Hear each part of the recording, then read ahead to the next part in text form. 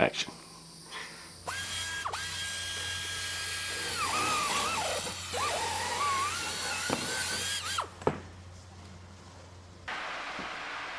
Hi everybody in YouTube land, this is April from My 3 Cs, and I am in beautiful northern Florida. It's about 87 degrees, it's nice and sunny, and it's a great day for work. And this visit, video, I'm going to be laying out some flooring. In the last video, I did not tell you the name of the primer that I used, and I had meant to, and I'm going to share it with you now. This is the primer that I used. It's called Henry Self-Stick Tile Primer. And the reason that I use this is because I'm going to be using self-stick vinyl tile. And if you guys don't know what that is, it's this right here. Ugh, let me get it for you. I don't know if you can see it, but that's it. It's Traffic Masters Deluxe, tile, vinyl tile. So some of you might have questions on how to get started when you're laying tile, especially something like this vinyl flooring. This vinyl flooring, I believe, is 12 by 12, and I will check for you. Yeah, it's 12 inches by 12 inches. And if you were laying this tile or this vinyl tile or regular ceramic tile in your home, what you would want to do is you'd want to measure out the room and find the center point of the room. That can be kind of tricky, and it involves some math, but what you do is you make a grid and you would find the center point of that room and start the tile there. That is not the way that I'm going to do it here, and that's not the way that I was taught. That's one way to do it. This way, it might not be the exact right way, but I'm going to tell you right now, that's the way my mama told me to do it, and I love the way it turned out the last 2 times that I've laid down tile. Once ceramic tile in San Antonio, Texas in my own home, and the second time vinyl tiles in my Montana home, which was my own home also. The reason that I'm not going to do it this way is simple. Okay, when you look at this travel trailer, and if you can remember from other videos, it is a tiny space, and you want to make sure that when you enter a certain space that it's aesthetically and pleasing to the eye. So the pattern needs to be pleasing when you walk into that space. And the point of entry for this space is the front door, and it's the only point of entry. There are 2 other doorways. There's this doorway right here to the master bedroom, and then there's a bathroom right behind the camera. So those are also 2 doorways, but when you're looking inside and you're entering this space, you're going to want to make sure that your eye flows in and it's inviting to you. So that's what we're going to do. I'm going to start from this doorway in and make sure that I lay down the tiles so that the pattern flows. So this is how you get started laying your tile. You're going to measure the entry door of your space, and you're going to take that measurement and you're going to divide that in half to find the center part of the doorway. And once you find the center of the doorway, you're going to create a chalk line right there at the center of the doorway, and that's going to be the guide for the first row of tiles. So what you're going to do is you're going to lay your tile halfway over the chalk line, and that is going to start that first row. And then after you do the first tile, you're going to go to the second tile, and you're just going to put it flush with that first tile, just the way it is in this diagram. And that'll be your second tile, and you're going to continue with that row by just adding on to it. And you might have some cuts. You do that in your own, your own space. That's just, how you get that first row going. And then after that, you're going to want to go into the next row, and you're going to want to stagger it. Just remember what we talked about, flowing into a room. Taking the eye into the room, and that staggering is really going to help out. And what you do is you lay that first tile on the second row right in the direct center of that chalk line, and that's going to create that staggered effect. And then you just continue on with that pattern until you're done with the second row, and then you just keep on. You keep on staggering the tiles until you're done.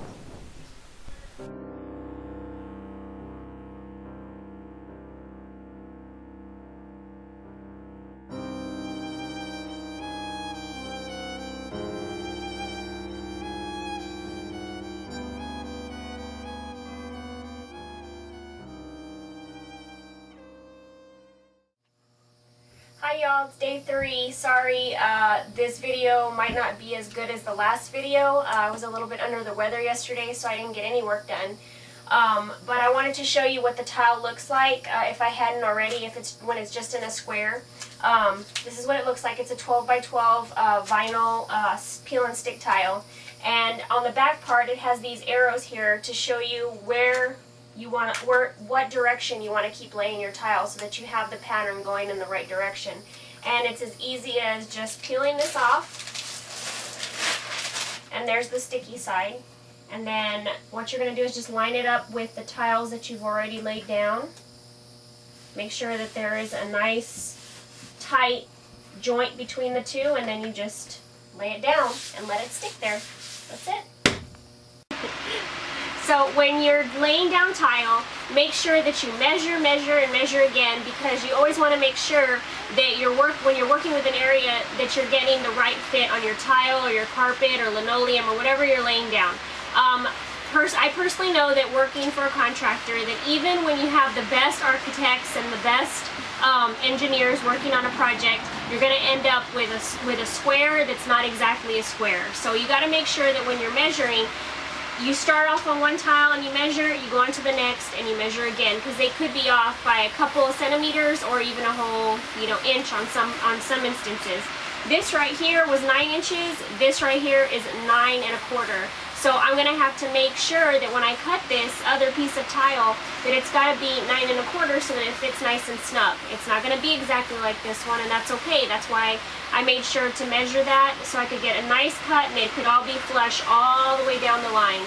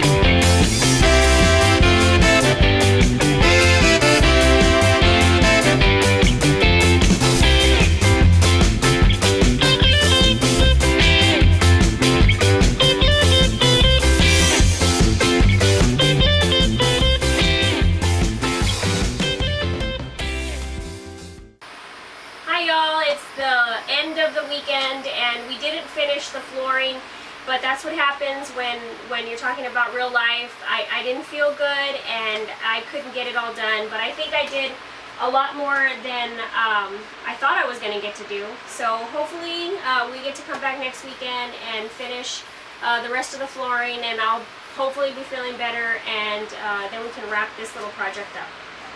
Hi everybody, it's the second weekend of my flooring video for the travel trailer, and I didn't get that much done because we just had a lot of adventures this weekend. So I'll just show you what happened. On Saturday we decided that we were going to go out and check on our field cameras, and somehow my phone ended up in the middle of the dirt road that takes us to our hunting area, and yeah, this is what happened.